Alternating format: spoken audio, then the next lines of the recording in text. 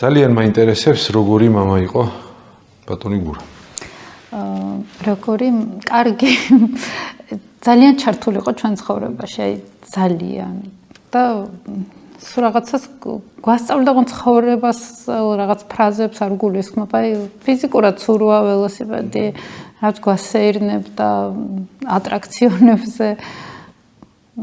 აი დასასვენებლად როგორ იყო იცით, ეგ დადიოდა გათხრებს ექსპედიციებში, ხო ისტორიკოსი არქეოლოგი და ჩვენ არ ქონდა სოფელი და სადაც გათხრები იყო იმასთან ახლოს ვქირაობდით ხოლმე სახლს და იქ ვისვენებდით და მაგ დროს ერთად ვიყავით ან ქვიშხეთში ან სხვაგან ვიყავით ხოლმე და მამაჩემი მუშაობდა და შაბათ-კვირას ჩამოდიოდა ან ზღვაზე ყველა ერთად დავდიოდით ხოლმე ოთხივე.